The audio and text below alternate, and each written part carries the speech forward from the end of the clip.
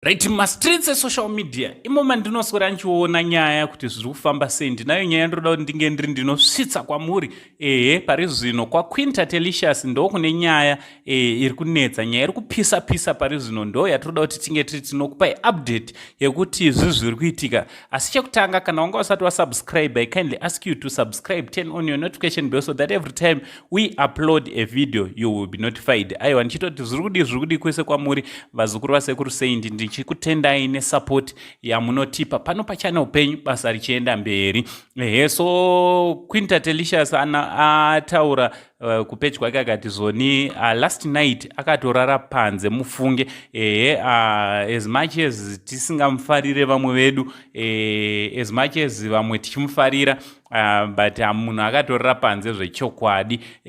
Celebrity renyu mozoti pandafunga Queen ndabva ndafunga kupataura nyaya iyo ndabva ndafunga vainzi Mukoma Masimba. Mucharaziva Mukoma Masimba?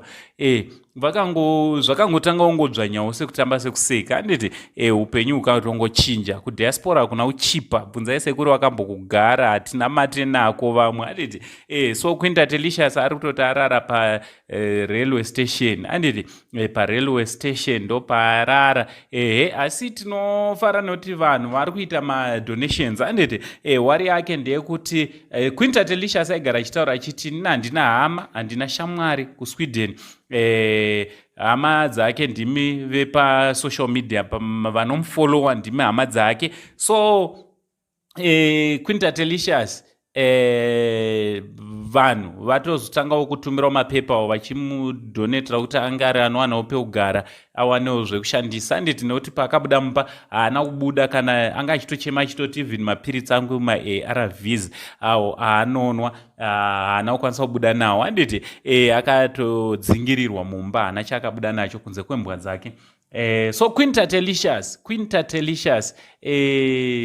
sepa kuti vanhu vari kupa madonations, tazoonawo Tinashe Mutarisi awanikwa yari anodonata $1,000 kuna Queen Tatelicious. Tichida kutotenda vaMutarisi nerudo rwavo. VaMutarisi vane rudo, anditi inini personally ndakatombotaura navo ndikaruona rudo rwavo runoshamisa, anditi so ndo vazowanikwa vari vanodonata vanopa Queen Tatelicious $1,000.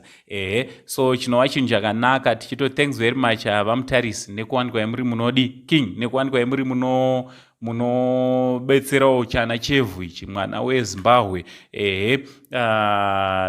Vanhu vakawanda vari kudonata kuna Queen Tatelicious, chinova chinhu chakanaka.